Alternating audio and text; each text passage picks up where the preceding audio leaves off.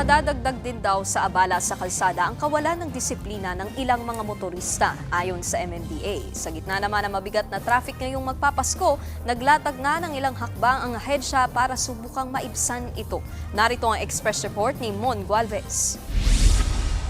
Ngayong magpapasko, wala nang pinipiling oras ang mabigat na traffic sa Metro Manila gaya na lang sa EDSA. Pero sa pagbabantay ng News 5 sa bahagi ng Bonnet Reliance, ilang beses pa rin kami nakakita ng mga sasakyang bigla-bigla na lamang lumilipat ng lane. Ang iba, sinasakop na nga pati ang bike lane. Idagdag pa ang mga motorsiklong panay ang singit sa mga sasakyan, mapabilis lang ang kanilang biyahe. Sabi ng MMDA, malaking epekto rin sa pagbigat ng traffic ang kawalan ng disiplina ng mga tsuper. Pag nagigit-gitan, kasi lalo yung mga nag-change ng lane, kahit na seconds lang yung delay, pag nag-accumulate yan, malaking bagay yan. Malaking bagay yan. Siyempre, minsan, hindi pa magbibigayan. O tapos, hanggat sa minsan, maabot sa sasagian. Ang madalas do kasing kadikit nito ay mga aksidente naman sa kalsada. Sa kanilang datos nga noong Biyernes, December 5, umabot ng 43 ang mga naitalang aksidente mula alas 5 ng hapon hanggang alas 9 ng gabi o sa loob lamang ng 4 na oras.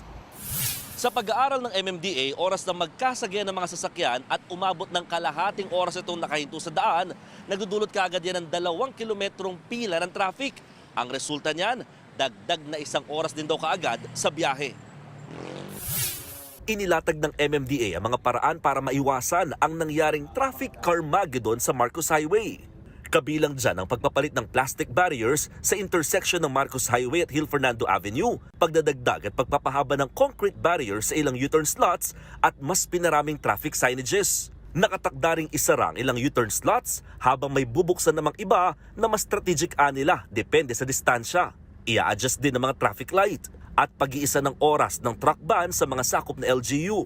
Oras na mapirmahan din ng Memorandum of Agreement, inaasahan ng tutulong ang MMDA enforcer sa Marcos Highway na sakop ng Cainta at Antipolo sa Rizal. Gayon din ang pagpapagamit ng ilang subdivision para madaanan ng mga sasakyan. Kasama rin daw dito ang pagsuspindi muna ng DPWH sa pagtitimbang ng mga truck sa Marcos Highway. Bukod sa mga ito, pinaka-target din daw ng MMDA at lokal na pamahalaan ng Antipolo ang pagtatayo ng underpass sa bahagi ng Masinag kung saan madalas naiipon ng mga sasakyan. Yun yung major intersection talaga na yung Pamarikina, kakaliwa dyan, at least yung mga ibang true and true lang, pwedeng dire-diretso na lalo yung pa-Kogyo or yung from Kogyo papunta sa west, papuntang Cubao. Nagbabalita mula sa Frontline, Mon Gualvez, News 5. Mga kapatid, Nikki de Guzman po. Para sa pasada ng mga rumaratsyadang balita, mag-follow at mag-subscribe na sa social media pages ng News 5.